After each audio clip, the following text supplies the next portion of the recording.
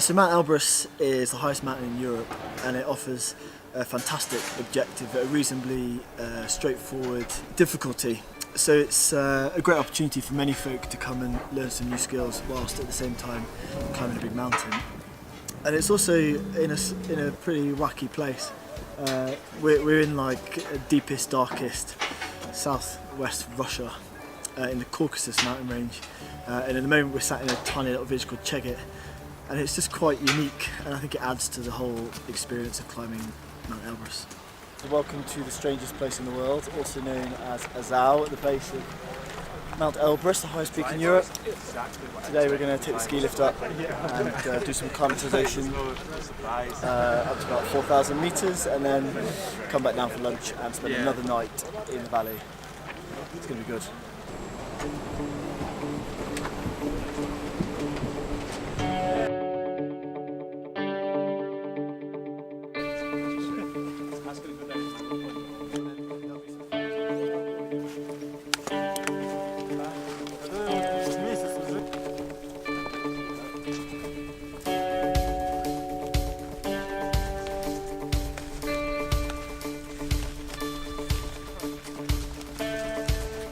We're just having a 5-minute break at around 4,000 metres, which is a good tick point, good height to get today.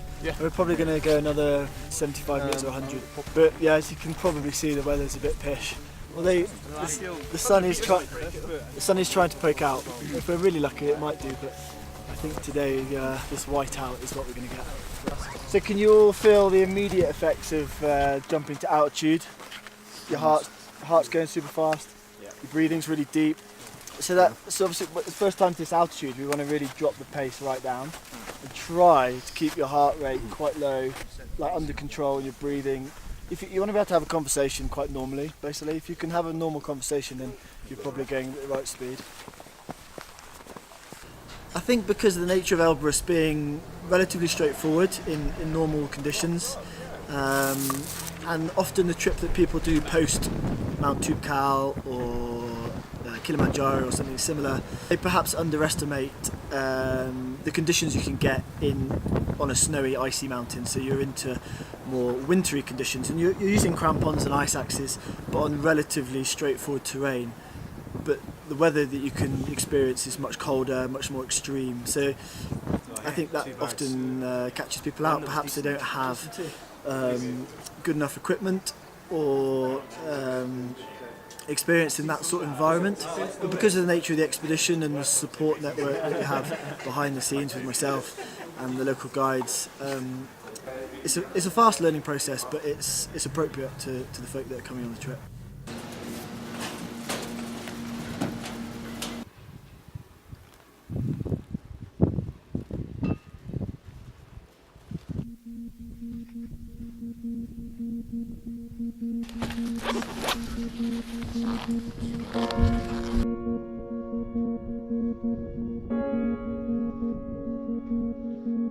We're on the hill like today and tomorrow. When it gets, when the conditions are a bit hard, like they were today, higher up, and you start feeling a bit rough, then that's exactly the time that you obviously need to dig super deep and make sure that you are bothered to do what you need to do, whether it is apply more sun cream, have a drink, go for a wee, change your gloves, put another layer on. That's like when you feel rough and the conditions are crap, that's when you really need to do it. That's when you're most likely not to do it. So if I can just really annoy you and get into your brain, and just remember that I'm just going to be bothered, and then eventually you'll just do it, because then you'll start thinking about it.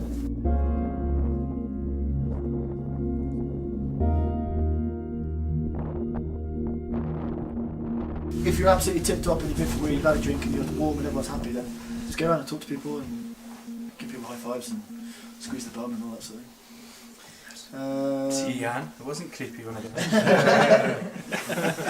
Yeah, so tomorrow, breakfast at 8, leave at 9. Aim is to get to 5,000 or 5,1, around there. So we'll go up where we went today, carry on up that slope, and then we get to the like 4,850. There's like an old broken snow cap, just like stuck in the snow.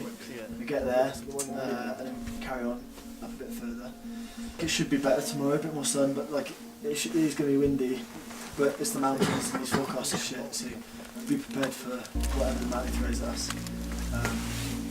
So same as today, and if you think you needed more than you had today, then bring a bit more, like extra down jacket. If we leave at 9, then we should get to 5,000 in good time. We're moving really well on the hill. Like today and yesterday, we're moving really, really well. So we should get 5,000 in good time. It'd be really nice to try and see if we can hang out there for like half an hour or so. And if it's not Ming like it is today, then it would just be cold and a bit windy. So if you can survive that with mitts and a down jacket, we can just hang out for a while.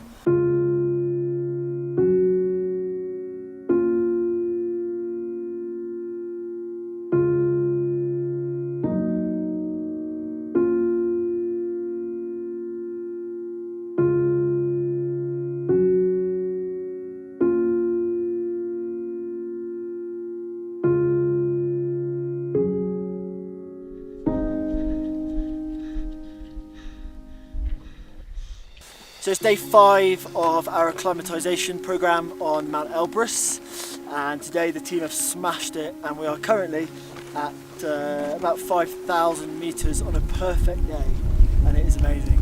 Yesterday we endured some very Scottish wintry conditions with some strong winds and snow and cold, and again, the team took all that on the chin and did really, really well. But this finishes our acclimatisation now, which is great. We're going to descend back to the huts, and tomorrow we've got a full rest day. So I think we'll enjoy a lie-in, maybe some cards, get hydrated, chat about our summit night, and then if the weather's good, we've got Thursday and Friday to make summits. So we'll check the weather, make a plan, early start, and up to the top of the world, or of Europe at least anyway. But at the moment, if the weather stays like this, we should be in for a treat. It's absolutely wonderful.